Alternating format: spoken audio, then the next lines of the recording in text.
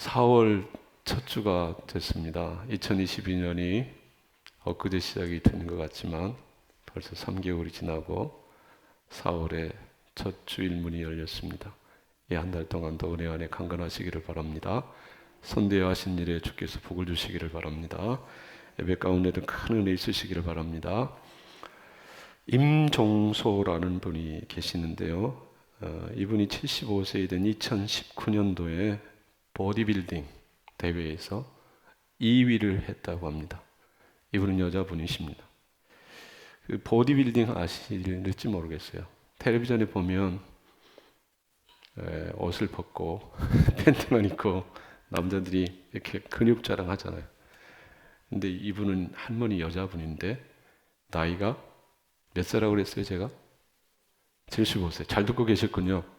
몇 년도에? 19년도에. 그럼 22년이니까 78세 정도 되셨겠죠. 예. 근데 그 나이에 그 대회에 나가서 2등을 할 정도니까 보통 실력이 아닌 거죠. 그런데 왜 그런 어찌 보면 쉽지 않은 도전이잖아요. 할머니가 할 수 있는 일은 아니잖아요. 그때 당시 이분에게요 52살 된 아들이 있었고 26살 된 손주가 있었어요. 근데 할머니니까 비키니를 입고 이걸 해야 돼. 이게 가능하겠어요?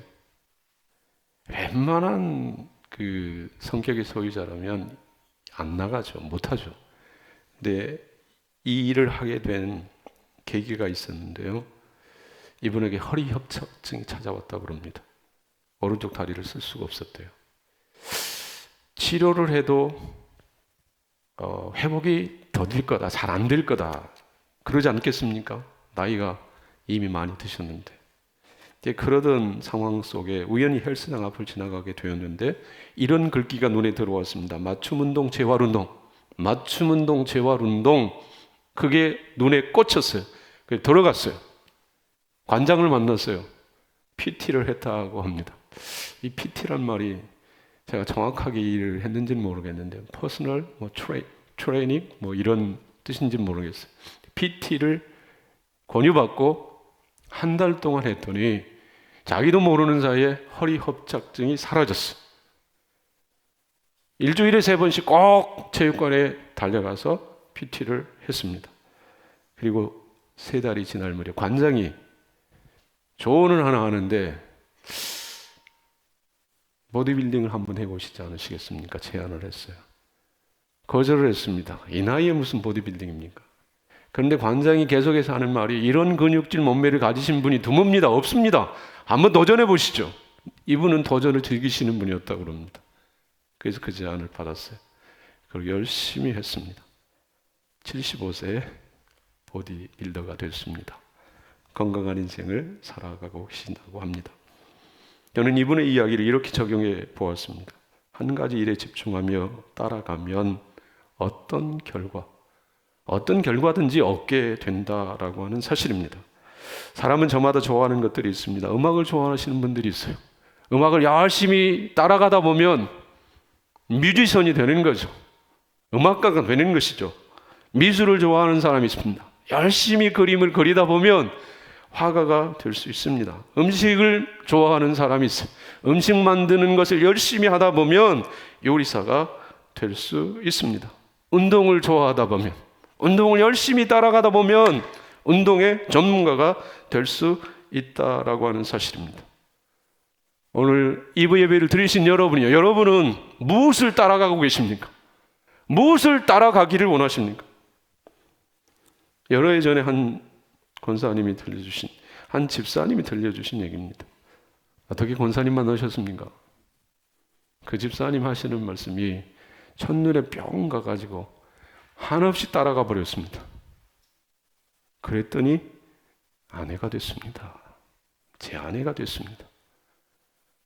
한 남자가 한 여자 눈에 반해서 한없이 달려가서 따라가 버렸더니 아내가 됐다는 얘기입니다. 여러분 좀 웃으시라고 드리는 얘기인데 점점 더 심각해지시는 것 같아서 굉장히 제가 당황스럽습니다. 좀 웃으십시오. 네. 그냥 따라갔다니까요.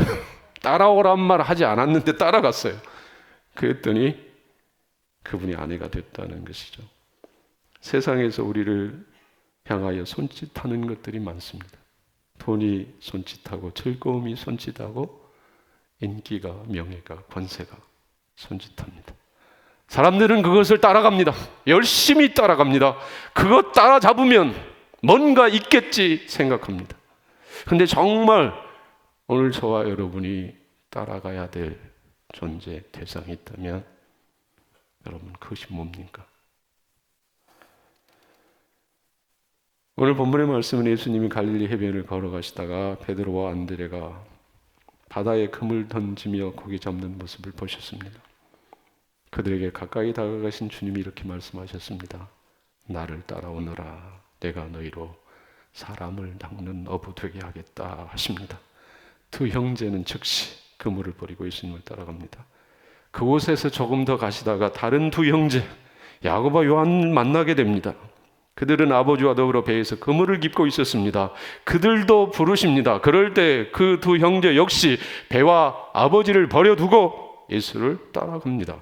이것이 본문의 내용입니다. 예수님이 공생애를 시작하면서 처음 부르셨던 제자들입니다.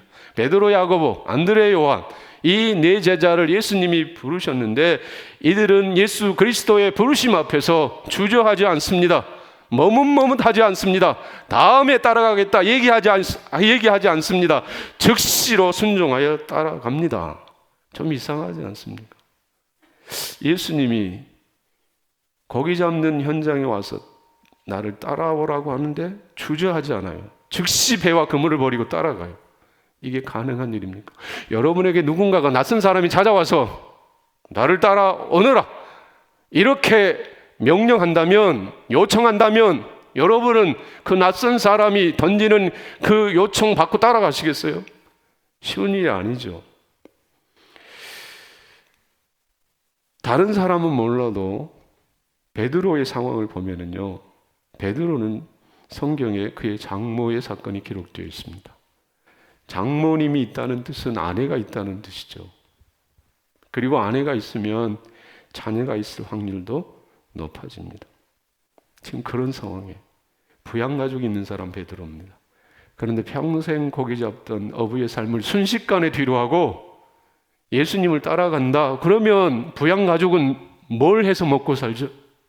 그의 아내, 그의 자녀 누가 책임집니까? 그리고 이런 일은 간단한 일이 아닙니다. 길을 가다가 오른쪽으로 갈까 왼쪽으로 갈까? 오늘 점심 뭐 먹어야 돼? 짜장면 먹어야 돼? 짬뽕 먹어야 돼? 이 정도가 아니에요. 생애 대전환이 있는 아주 중차대한 문제입니다. 이런 문제를 결정할 때 즉흥적으로 하면 안 되잖아요. 심사숙고해야 되잖아요. 몇 날 며칠 고민해 봐야 돼요. 따져봐야 되잖아요. 그리고 중요한 것, 가족 구성원들하고 논의해 보셔야 됩니다.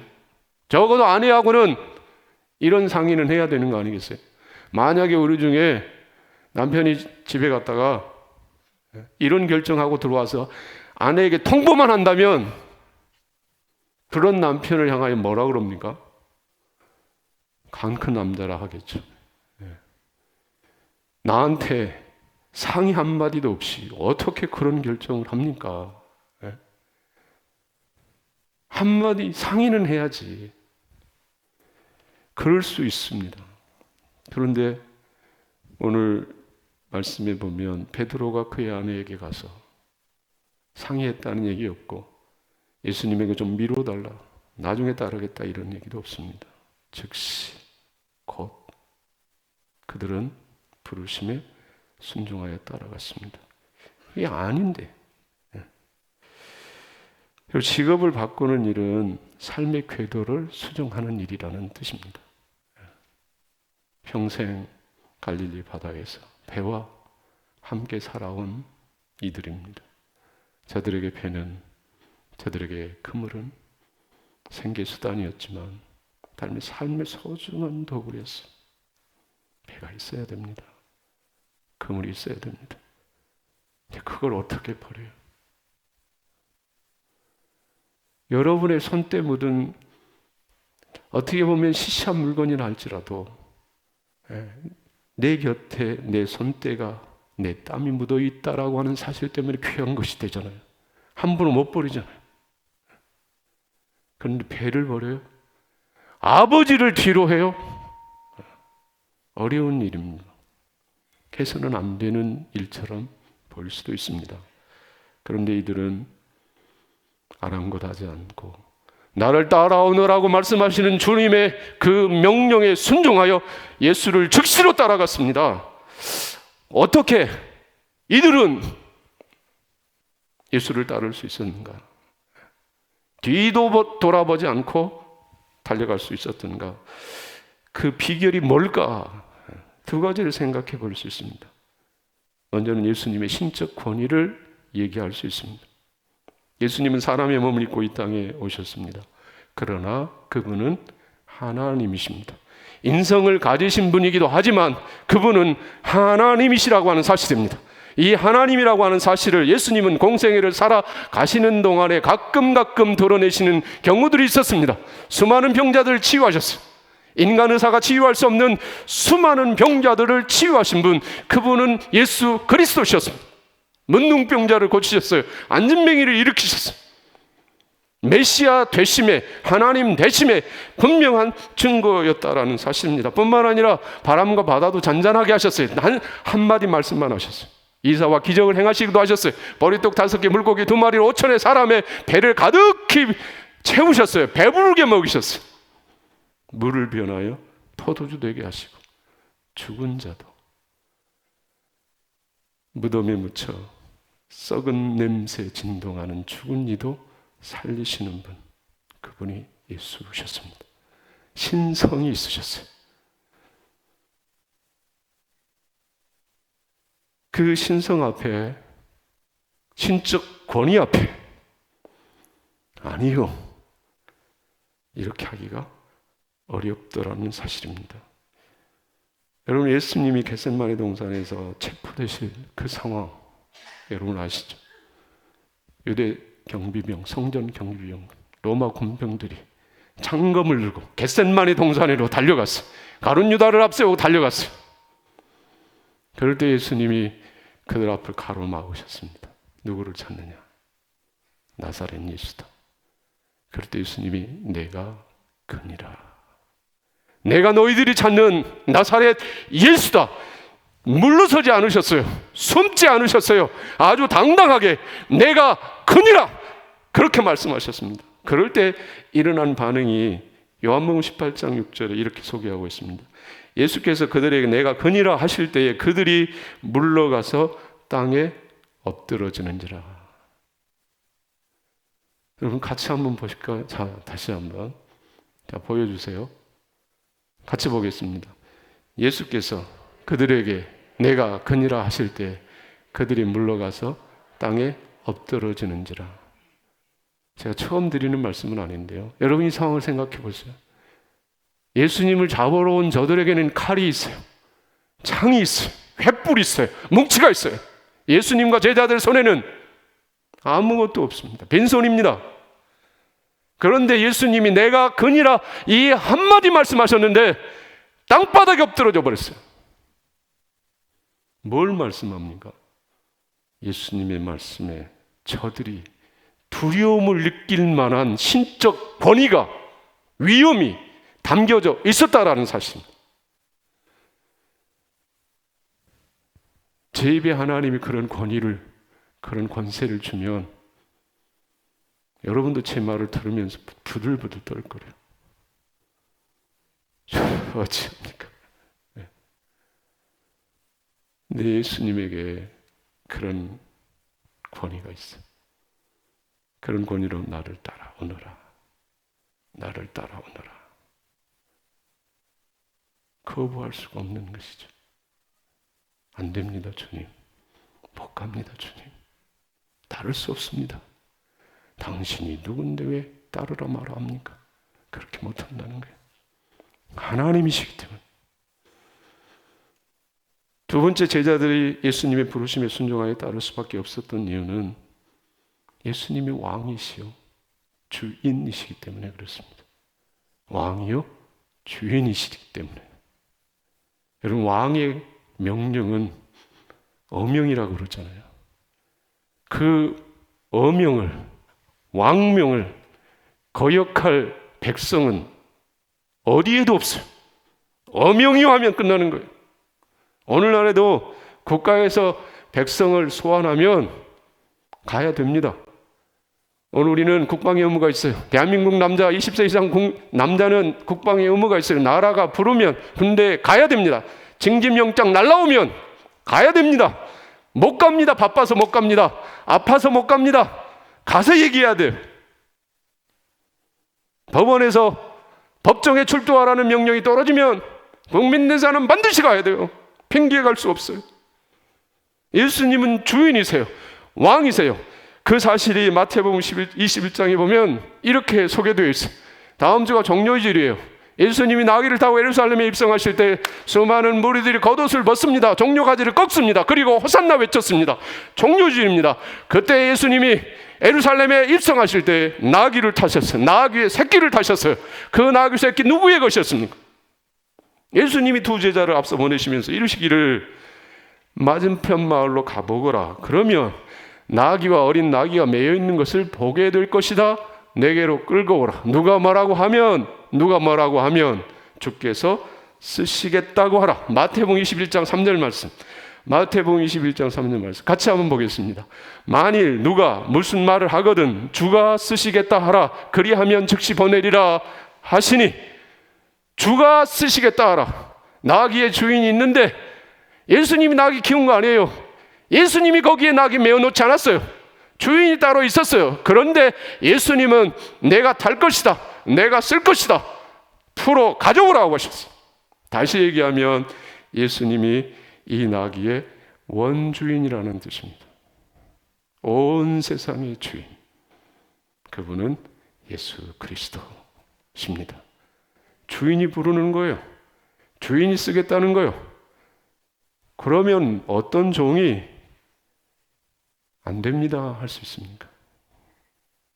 때문에 제자들은 왕 되신 그분께서, 주인 되신 그분께서 부르시니 예, 아멘, 순종하여 그 부르심에 달려갔던 것입니다. 그러면 예수님은 왜 고기 잡는 이 네 어부들을 부르셨을까?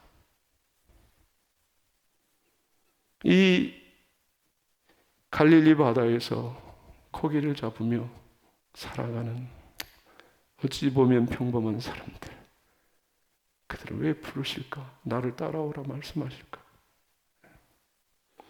그 이유는 한마디로 오늘 19절에 사람 낚는 어부 되게 하시려고, 사람 낚는 어부 되게 하시려고 예수님은 부르셨습니다.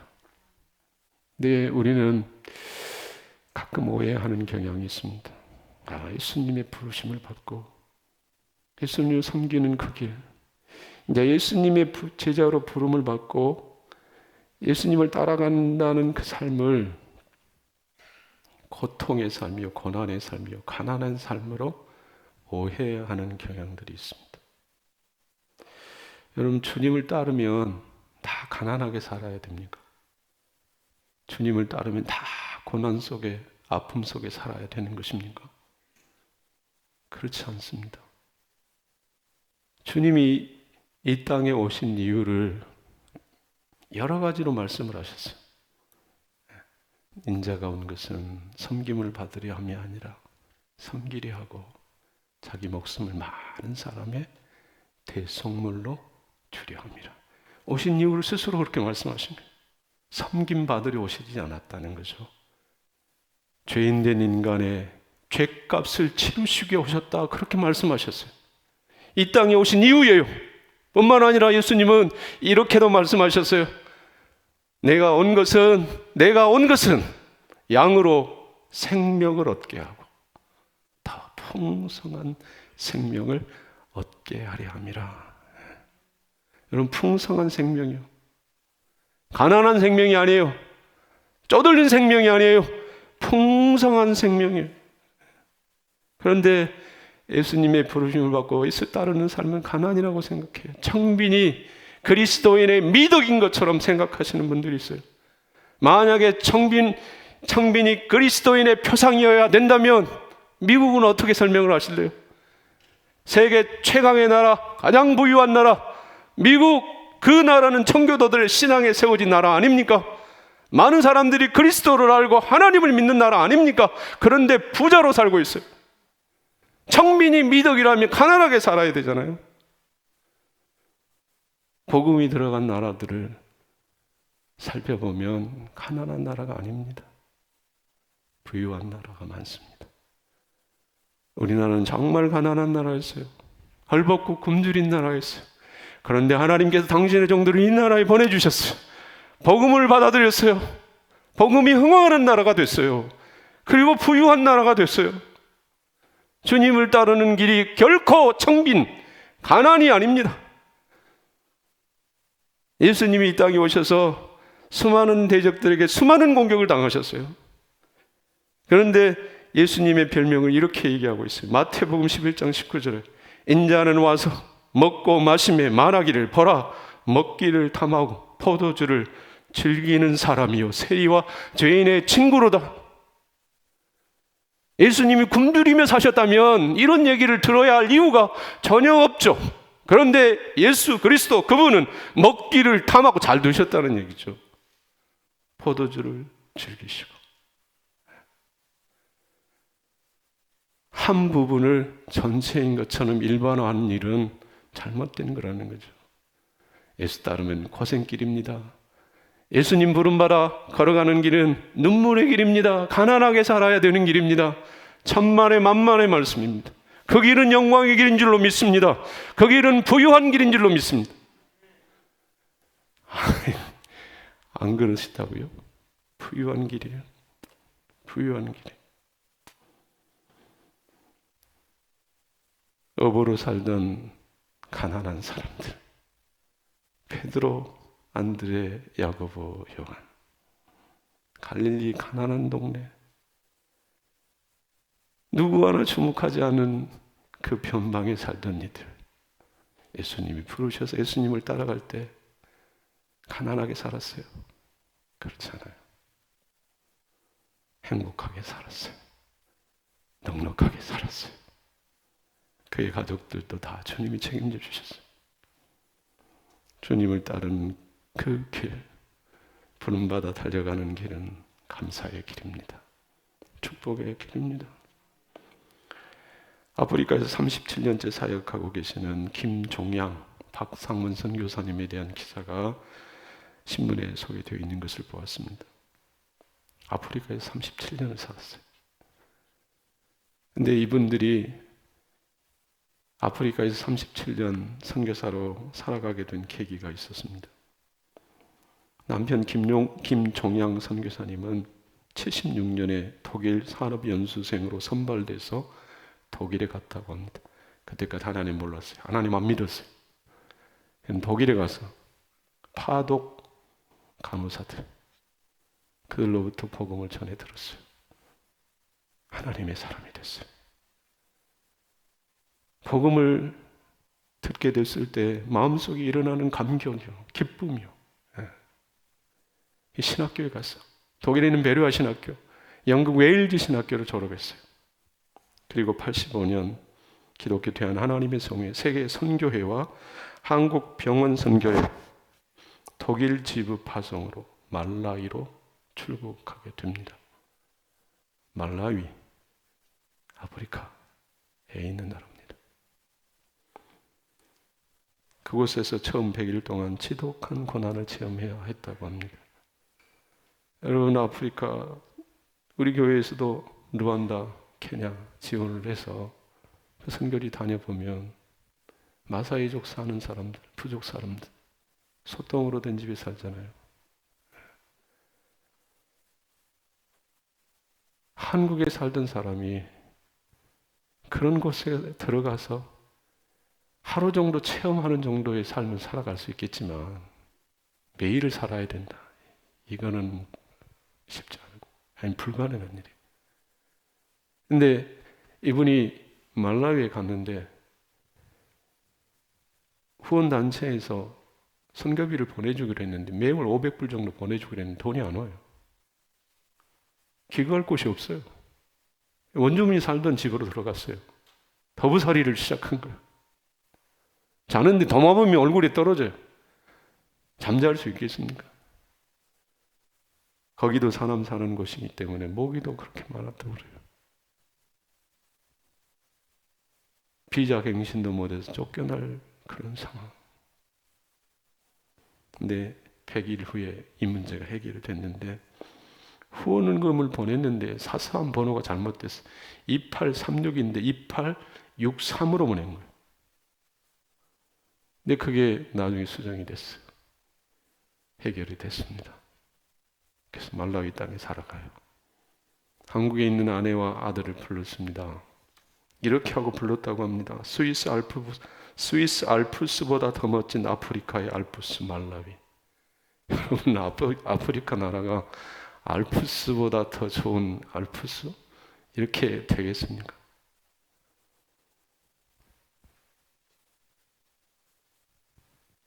이 남편의 이야기를 듣고 부인이 아내가 말라위로 갔습니다. 아들하고 갔습니다. 눈에 들어온 그 형편 안 봐도 비디오죠. 너무 힘들었습니다. 당혹스러움을 넘어 분노까지 났다고 합니다. 현지인들을 매일 집으로 데려와 음식을 나누는 남편이 약속했습니다.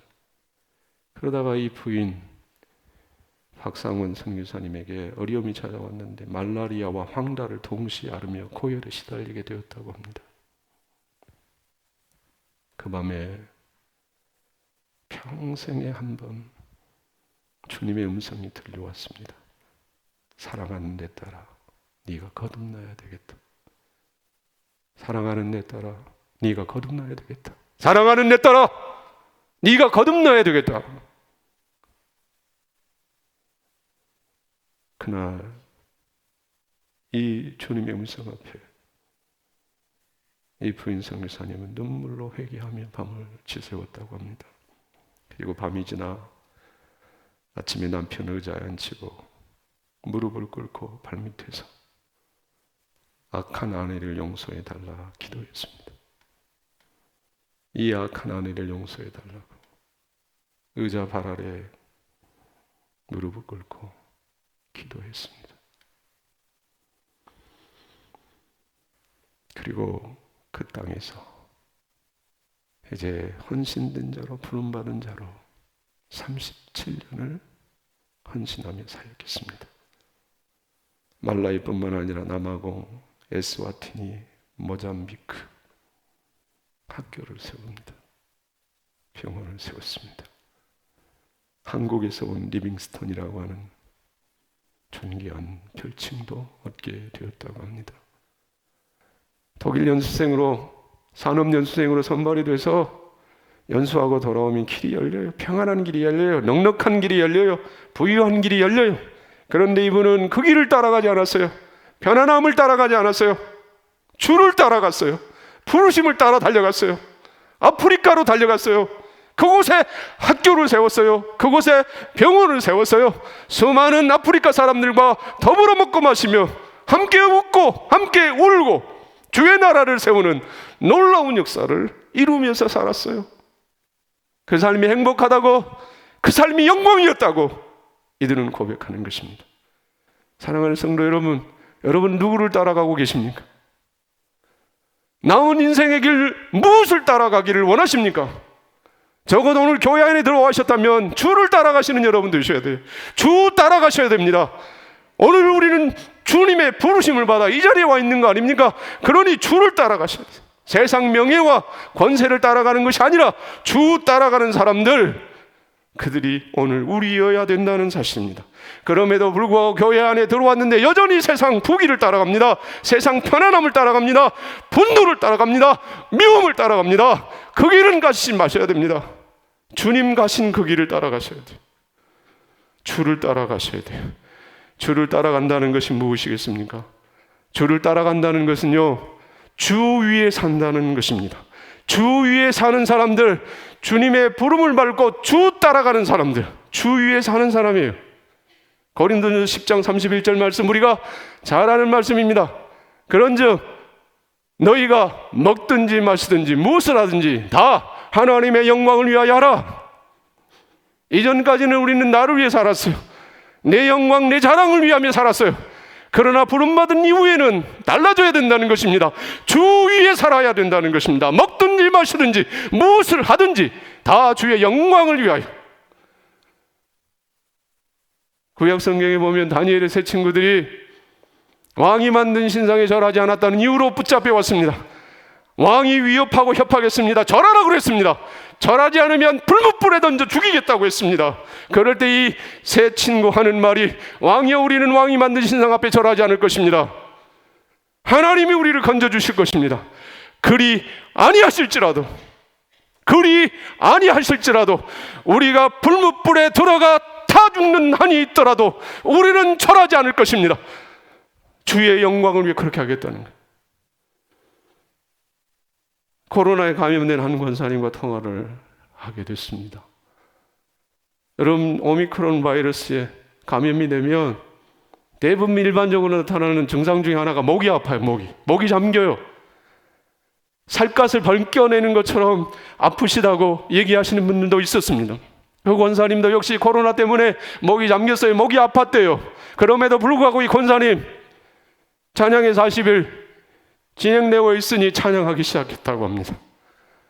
목이 아픈데 무슨 찬양, 말도 하기 쉽지 않은데 무슨 찬양, 왜 하나님 내게 코로나 바이러스를 주십니까? 감염되게 하십니까? 원망할 수도 있는데 이 원망하지 않고 목이 잠기는, 목이 아픈 그 고통 속에 주를 찬양했어요.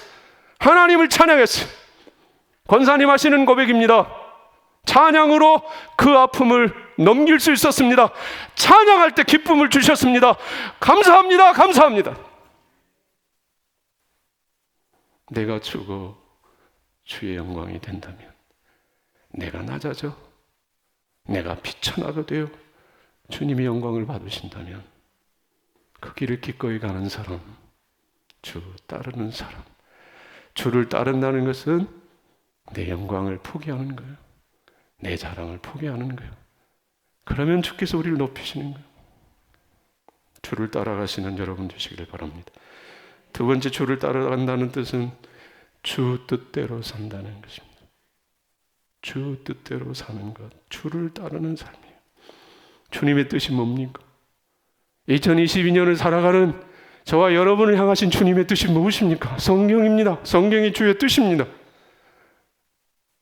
항상 기뻐하라, 쉬지 말고 기도하라, 범사에 감사하라. 이는 그리스도 예수 안에서 너희를 향하신 하나님의 뜻이니라. 주 뜻대로 사는 사람이에요. 기뻐하며 사는 사람, 감사하며 사는 사람, 기도하며 사는 사람.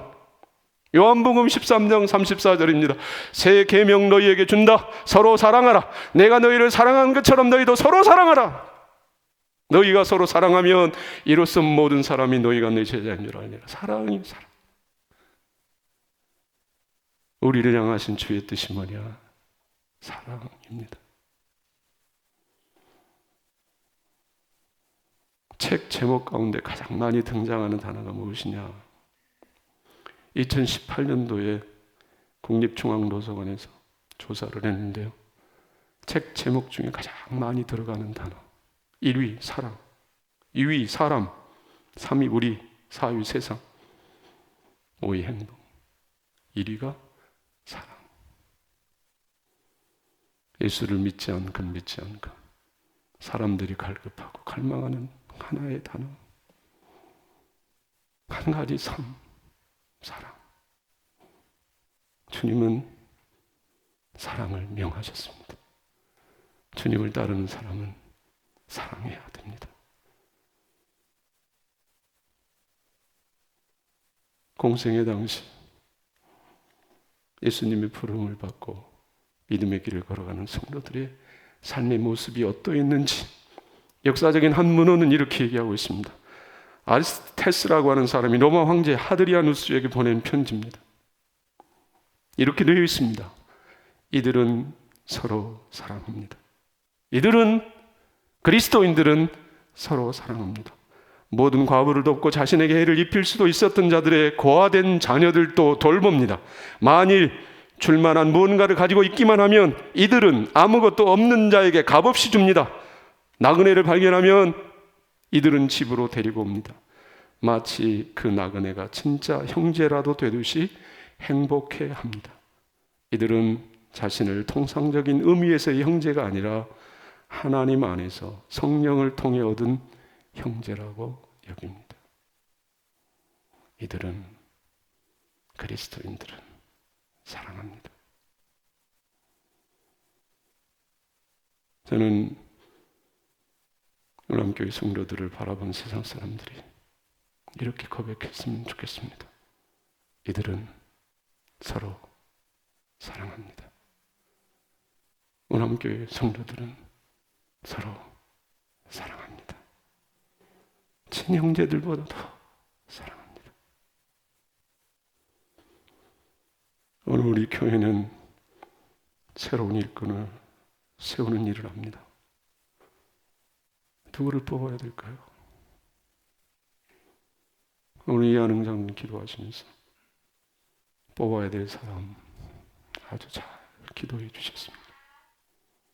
네, 오늘 설교 중에 오늘 이 말씀을 통해서 하나님이 주신 이 교회에 합당한 일꾼, 하나님이 세우시기를 원하는 일꾼, 주 따르는 사람들이요, 내 영광, 내 만족, 내 자랑 높이는 자가 아니라 주 영광 위에 기꺼이 낮아지기를 헌신할 수 있는 사람, 주 영광 위에 사는 사람,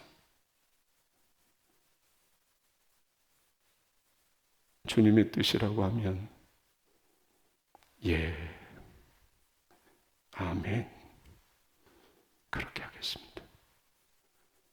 변명하지 않는 사람이요, 핑계하지 않는 사람이요, 주님의 말씀 앞에, 주님의 뜻 앞에 아멘만 할 수 있는 사람, 그 사람이 하나님의 선택을 받고 세움을 받을 때 교회는 부흥하게 될 것입니다. 성장하게 될 것입니다.